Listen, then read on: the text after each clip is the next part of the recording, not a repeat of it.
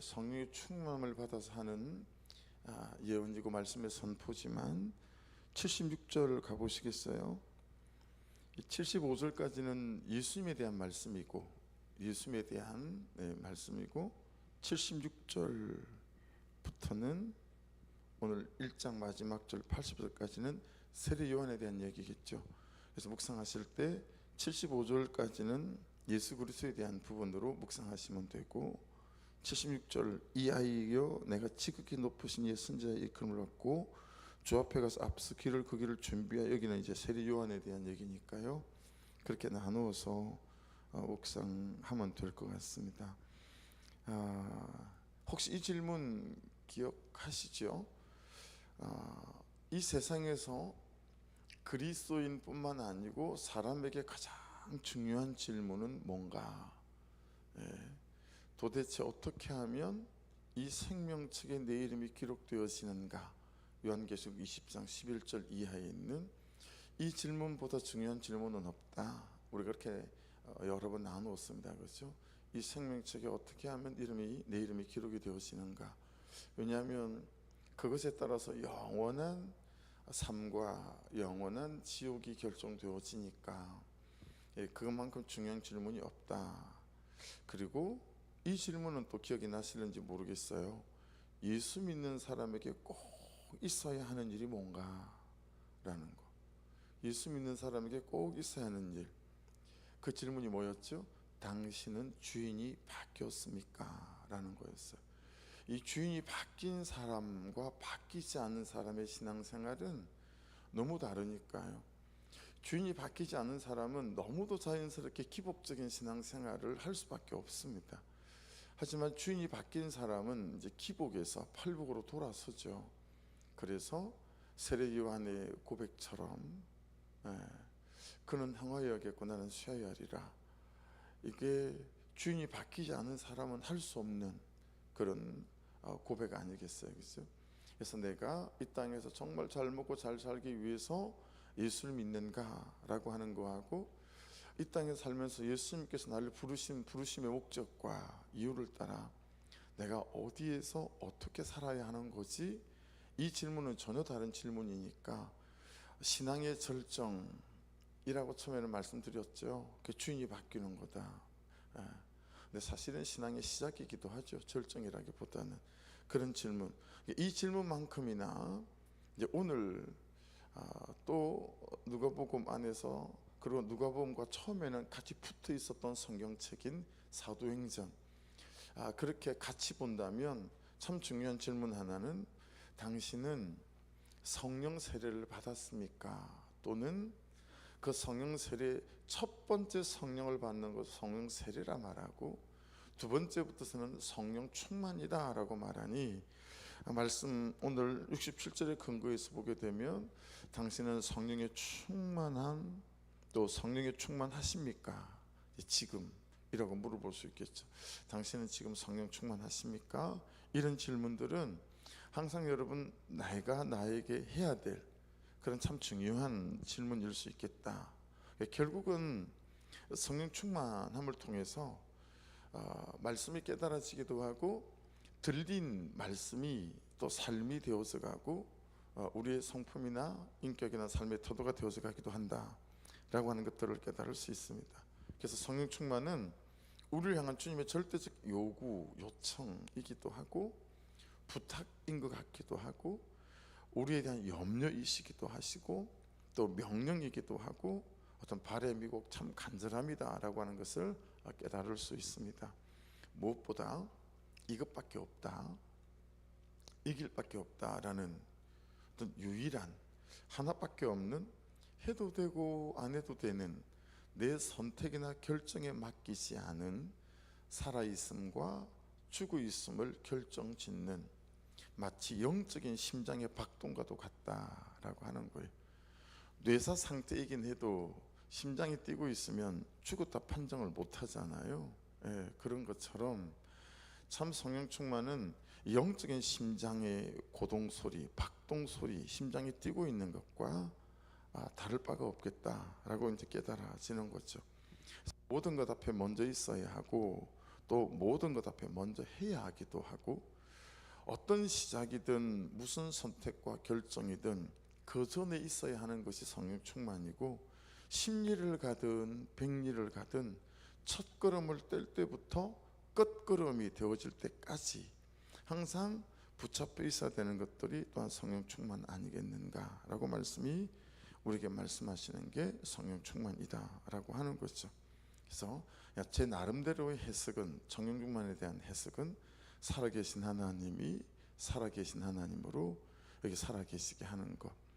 이제 말씀을 붙잡고 가는 우리니까 말씀에 비춰 말한다면 하나님의 말씀이 살아계신 말씀으로 여기 살아 있어서 내가, 내 삶이, 내 존재가, 내 선택이나 결정과 태도나 말이 이 말씀의 통치와 다스림을 받고 말씀의 능력을 경험해 살아가는 것, 이것이 말씀에 비춘 성령 충만이 아닐까라고 또 깨닫게 되어지죠. 그래서 누가복음 마지막 장인 24장 49절에는 우리가 너무 잘 아는 볼지어다 내가 내 아버지께서 약속하신 것을 너희에게 보내리니, 약속하신 것은 아버지고 보내시는 분은 예수 그리스도고 너희는 위로부터 능력으로 입혀질 때까지 이 성에 머물러라, 그렇게 말씀하시잖아요. 그래서 누가복음 제일 마지막 절이 24장 53절이거든요. 누가복음 24장 53절이 말씀이 어떻게 끝나냐면 성령 충만함을 입으라 그래 놓으니까 늘 성전 하나님을 찬송하니라, 이게 마지막 구절이에요. 그리고 이어지는 사도행전 1장 4절 말씀에서는 사도와 함께 모이사 그들에게 분부하여 이르시되 예루살렘을 떠나지 말고 내게서 들은 바 아버지께서 약속하신 것을 기다리라. 그리고 1장 8절에서는 오직 성령이 너에게 임하시면 너희가 권능을 받고 예루살렘과 온 유대와 사마리아 땅 끝까지 이르러 내 정인이 되리라. 그때 진짜 그리스도인다운 삶을 살아갈 수 있게 될 거다. 그래서 14절에 가면 여자들과 예수의 어머니 마리아와 예수의 아우들과 더불어 마음을 같이하여 오로지 기도에 힘쓰더라. 그리고 2장 1절에는 오순절날이 이미 이름에 그들이 다 같이 한 곳에 모였더니 라고 말씀하시고 2절부터 오순절 성령이 마가의 다락방에 임하는 내용이 이어집니다. 예수님의 말씀에 이분들이 한 건 늘 성전에서 하나님을 찬송한 것이고, 마음을 같이하여 다 같이 한 곳에 모여서 오로지 기도에 힘쓴 것, 그리고 그들 가운데 성령의 충만이 임했다라고 하는 것입니다. 그래서 성령 충만이 뭐냐, 또는 성령 충만하면 어떻게 되는데, 또 성령 충만하면 무슨 일이 일어나는데, 성령 충만을 왜 받아야 돼? 꼭 성령 충만해야 되는 거야? 성령 충만은 어디서 오고 누가 주는 건데, 성령 충만하다는 건 어떻게 알 수 있는데, 그게 이렇게 측정이 되는 거야? 이런 어떤 질문보다 여러분 중요한 성령 충만에 대한 가장 중요한 질문은 내가 성령 충만을 위해서 정말 기도하는 사람이고 거기에 대하여 간절한 사람인가 라고 하는 질문 아니겠습니까? 그래서 이 하루를 시작하면서는 다시 한번 더 우리가 점검하실 때 순간순간마다 성령의 충만함을 구하고 성령의 은혜 가운데 사로잡히기를 기도해야 되겠다. 왜냐하면 오늘 말씀에 저기 78절로 한번 가보시겠어요? 78절. 물론 77절에도 죄사함으로 말미암는 구원을 알게 하리니, 이것도 성령 충만과 직접 연결되어져 있는 말씀이기도 하지만 오늘 사가랴를 볼 때는 78절 보세요. 이는 우리 하나님의 긍휼로 인함이라 이로써 돋는 해가 위로부터 우리에게 임하여 79절 어둠과 죽음의 그늘에 앉은 자에게 비치고, 우리가 깊든 얕든 크든 작든 우리를 비추고 있는 어둠, 현실 때문이든 뭐 때문이든 또 죽음의 그늘 있을 수 있잖아요. 그에 비치고 우리 발을 평강의 길로 인도하시리로다. 이 하루라는 삶이 그렇게 평강의 길로 인도되어지고 죽음의 그림자가 있고 그리고 어둠의 그림자가 있는데도 불구하고 그런 것들을 능히 헤치고 지나갈 수 있는 능력과 권세들이 이 성령의 충만함으로부터 부어지는 거다라고 하는 것들을 깨달을 수 있으니, 여러분 정말 내가 항상 성령 충만함을 위해서 기도하고 순간순간마다 간절한 사람인가 라는 질문은 중요한 질문이다. 그리고 그렇게 이 하루를 또 매일의 삶을 우리가 살아가야 되겠다라고 하는 것입니다. 자, 본문에서는 여러분 어떻게 사가랴가 성령의 충만함을 입었을까라고 하는 거예요. 본문에서는 어제 큐티 묵상 본문하고 연결 지어서 보면 이게 좀 잘 드러나는데요. 자, 13절에 가보시면 1장, 천사가 그에게 이르되 사가랴여 무서워하지 말아라. 너의 간구함이 들린지라. 내 아내 엘리사벳이 내게 아들을 낳아주리니 그 이름을 요한이라 하라. 이때 이러면 사가랴의 반응이 어떤 거였죠? 18절, 사가랴가 천사에게 이르되 내가 이것을 어떻게 알겠습니까? 내가 늙고 아내도 나이가 많습니다. 정말 깊은 간구로, 그죠? 하나님의 부족을 구하고 그리고 아들 없음을 구했습니다. 그런데 하나님께서 아들을 주신다니까 자신의 형편과 상황에 비추어 그것은 있을 수 없는 일이라고 믿지 않는 불신앙을 보이잖아요. 사가랴는 기도했지만 기도대로 응답하시는 하나님의 역사에 대하여 자신의 나이나 또 아내의 엘리사벳의 나이, 이런 현실에 빗대어서 있을 수 없는 일입니다 라는 의심이나 불신앙이 보이지 않았겠어요? 그 결과가 어떤 거였죠? 누가복음 1장 20절, 보라 이 일이 되는 날까지 내가 말 못하는 자가 되어 능히 말을 못하리니 이는 내가 내 말을 믿지 아니함 이거니와 때가 이르면 내 말이 이루어지리라 하더라. 말 못하는 사람이 된 것 같기도 하고 어제 말씀을 보면 듣지도 못한 것 같기도 하고 그런 거 아니겠어요? 여러분 사가랴에게는 하나님의 살아계심, 역사하심을 기뻐하고 간증하고 자랑할 첫 번째 기회는 놓친 것처럼 보이잖아요. 드디어 57절에 이제 세례요한이 출생을 합니다. 그리고 8일 만에 율법을 따라 할례를 행하고 사가랴라고 이름을 짓자 집안 어른들이. 그러니 엘리사벳이 안 됩니다, 요한이라고 해야 됩니다. 그러면 지 아버지한테 물어보자. 사가랴가 판에다가 요한이라고 이름을 쓰게 되어지고, 그러면서 그 순간에 사가랴의 입이 풀리죠. 그리고 입이 풀리자마자 그가 했던 것은 하나님을 찬송했다. 이에 그 입이 곧 열리고 혀가 풀리며 말을 하여 하나님을 찬송하니. 여러분 우리가 이 사가랴의 이 대목, 하나님이 이끌어 가시고 사가랴가 되어지는 일들을 이렇게 보면서 배우는 게 있어요. 첫 번째는 믿음 없는 불순종으로 했잖아요. 근데 적어도 여러분 10개월의 시간이 지난 거잖아요. 10개월 동안 사가랴가 말을 못했어요. 어제 말씀에 근거하면 잘 듣지도 못한 것처럼 보이지 않습니까? 그러면 10개월 동안 말하지 못하고 그리고 듣지 못하며 어떤 반응들을 보일 거냐라고 하는 거죠. 이 10개월 동안 사가랴는 자기 죄를 본 것 같죠? 그리고 자기 죄표를 인정한 것 같고, 그리고 그 시간 동안 사가랴가 하나님 안에서 여러분 성장하고 성숙해진 것들을 깨달을 수 있죠. 그리고 다시 기회가 왔을 때 말씀을 붙잡는 순종을 했다. 요한이라고 이름을 지어가잖아요. 그리고 혀가 풀리는 순간 하나님을 찬송했습니다. 여러분, 여러분의 반응을 한번 생각해 보세요. 제 반응, 우리의 반응. 말씀하셨는데 불순종했어요. 의심이 생겼어요. 그랬더니 입이 닫혔어요. 실제로 10개월 동안 입이 닫혔다고 생각해 보세요. 아니면 그와 비슷한 일들이 일어났다고 생각해 보세요. 그러면 정말 우리가 그런 반응 보일 수 있잖아요. 아니 그럴 수도 있죠. 맨날 어떻게 100가지를 다 순종하고 삽니까? 내 나이가 70이고 80이고 막 이런데 그게 가능한 일입니까? 이런 반응 당연한 거죠. 이런 식으로 충분히 우리가 반응할 수 있잖아요.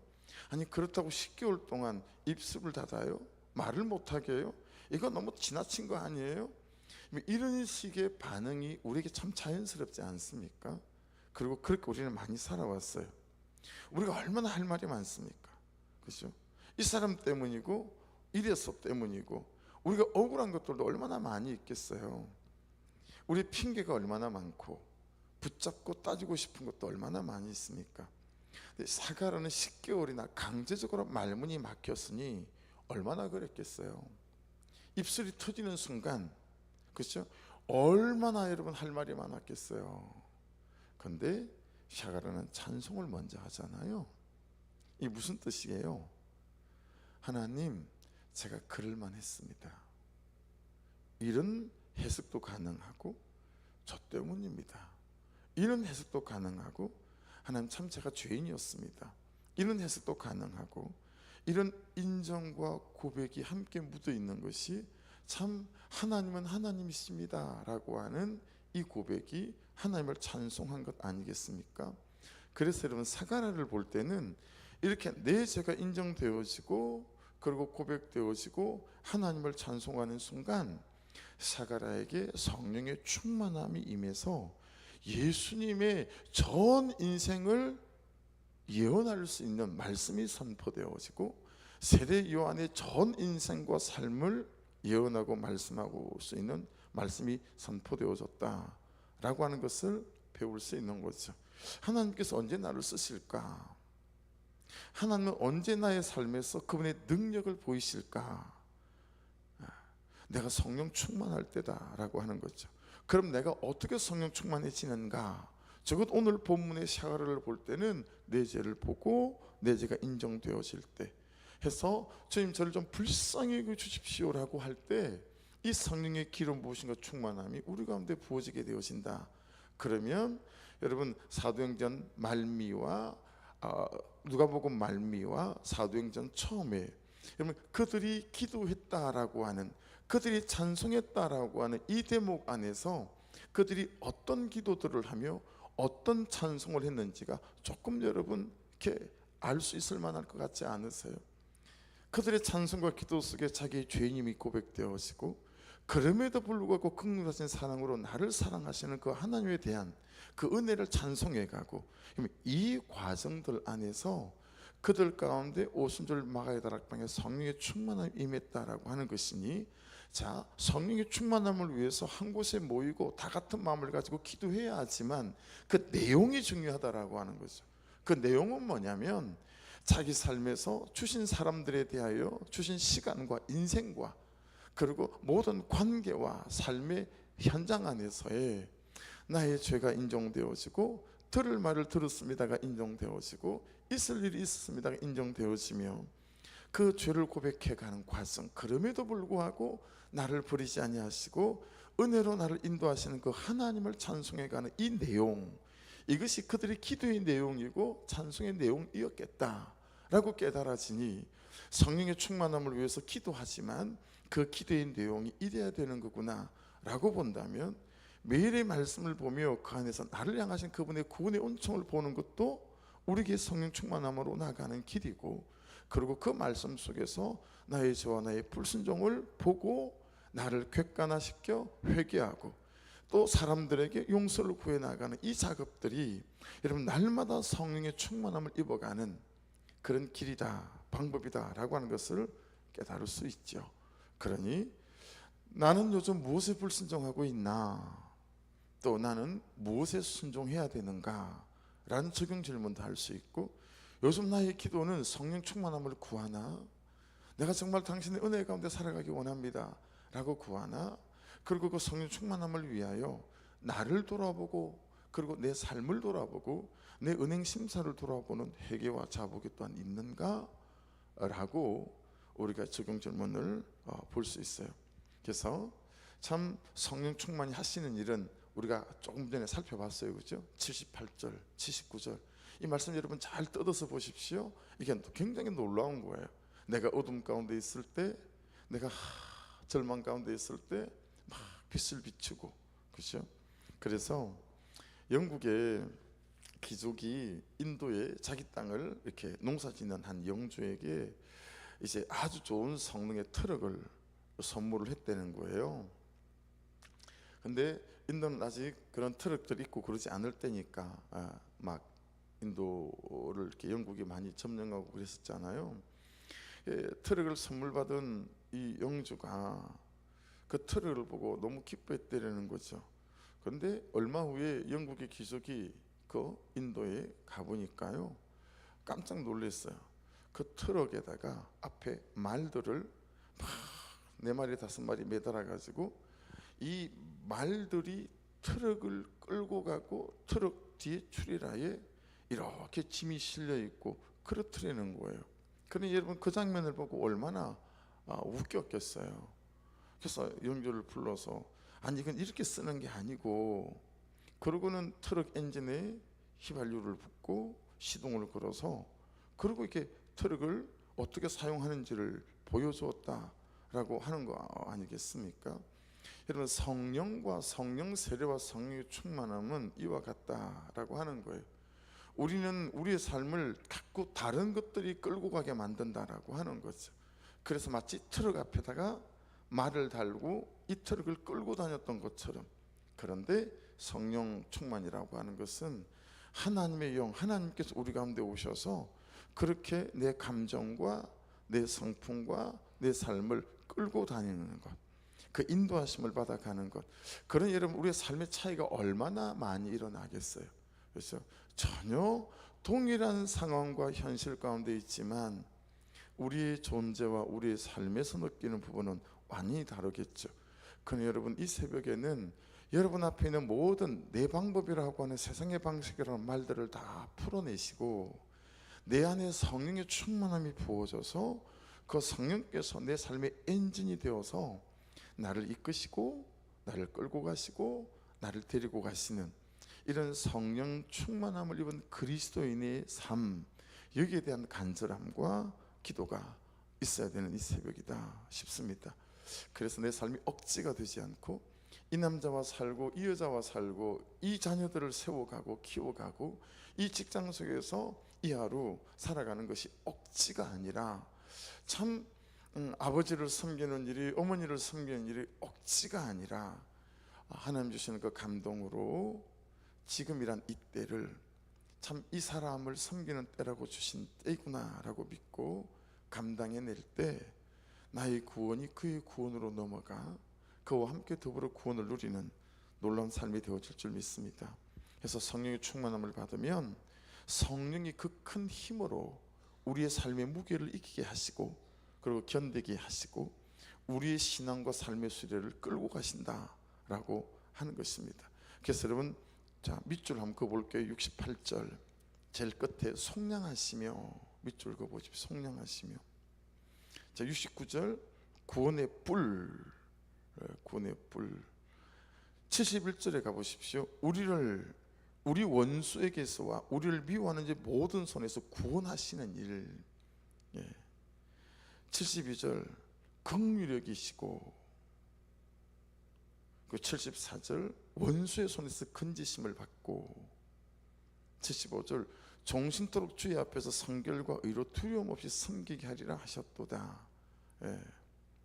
이것 전부 다 예수 그리스도 연결되어져 있지만 또 성령 충만과 연결되어져 있죠. 종신토록 주의 앞에서 성결과, 참 성결이 안 돼서 참 힘들잖아요. 우리가 종신토록 주의 앞에서 성결과 그 다음에 의로, 하지 말라는 거 하지 않을 수 있는 힘, 하라는 거 할 수 있는 힘, 두려움 없이 섬기게 하리라 하셨도다. 여러분 그렇게 보면 전 소제목을 76절 위에다 소제목을 이렇게 잡았어요. 세례요한이 따로 있을까? 이게 제 소제목이에요. 세례요한이 따로 있을까? 보세요. 그 사람을 받아내는 자가 이 시대를 사는 세례요한일 수 있고요, 말씀을 따라 사는 자가 들을 말을 들었습니다, 이런 사람이 이 시대를 사는 세례요한일 수 있겠다라고 고백되어지는 거죠. 그래서 76절에 보시면 이하여 내가 지극히 높으신 이 선지자라 일컬음을 받고 주 앞에 앞서가서 그 길을 준비하여 주의 백성에게 그 죄사함으로 말미암는 구원을 알게 하리니, 그 죄사함으로 말미암는 구원을 알게 하리니. 그래서 세례요한이 광야에서 뭘 외쳤죠? 회개하라 이거 외쳤고, 예수님도 회개하라 천국에 가까웠느니라 이거 외쳤습니다. 그렇죠?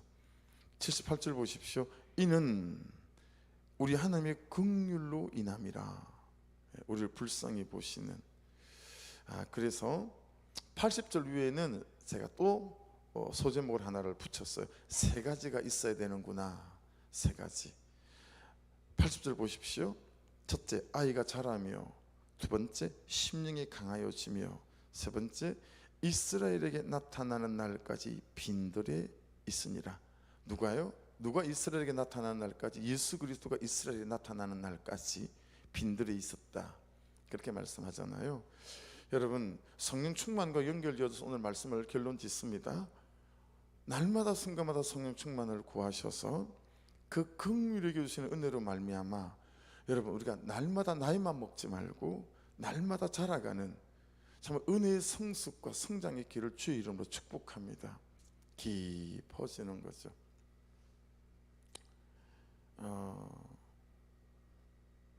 많은 성도님들을 겪잖아요.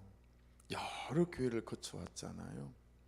근데 참 목사지만 이렇게 생각나는 권사님 이런 분들이 있어요. 그분들을 보면서 참 나이 한 살을 잡수실 때마다 은혜를 한 살씩 잡수셨구나 싶을 만치 그 은혜가 주는 고고함, 그는 어떤 깊은 성숙함 이런 거 있는 것 같아요. 그래서 이 아침에는 말씀 묵상 끝에 참 그런 게 구해지더라고요. 하나님, 참 하루하루 가며 제가 좀 목사다워지고 좀 아버지다워지고 남편의 넉넉함이 있어지고 이래야 될 터인데 이거 맨날 하는 건 실망뿐이고 맨날 하는 건 원망과 불평뿐이고 참 하나님 부끄럽습니다. 뭐 이런 고백이 되어지더라고요. 여러분, 날마다 저와 여러분이 은혜로 성령 충만으로 이렇게 존재적으로 성숙해지고 자라가고 깊어지는 은혜가 있기를 주의 이름으로 축복합니다.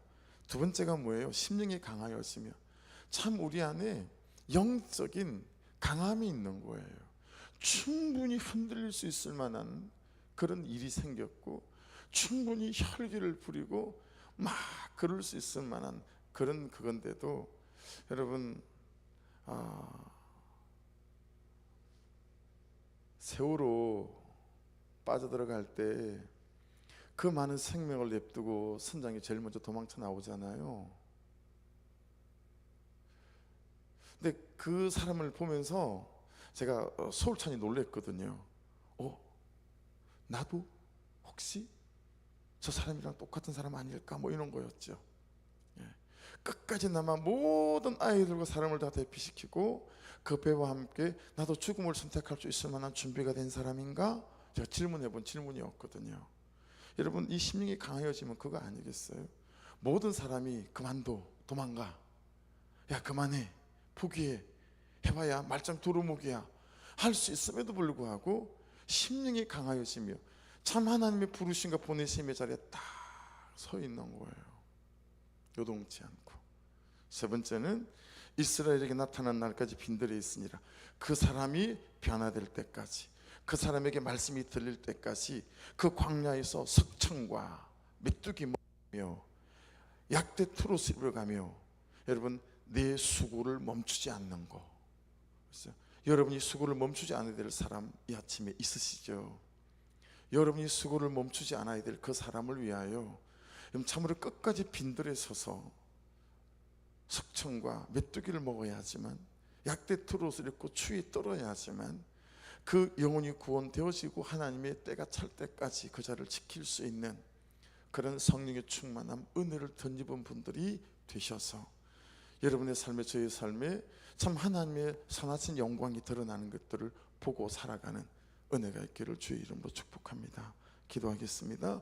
말씀 붙잡고 아버지, 끝까지 빈들에 서서 하나님께서 메시아를 허락하시고 그 메시아를 통하여 구원이 선포되어지고 구원이 이루어질 때까지 그는 아버지 심령이 강한 자로 날마다 자라며 성장하며 성숙해지는 자로 이 말씀의 은혜와 성령의 충만함에 머무는 그런 인생이 되게 도와 주시옵소서.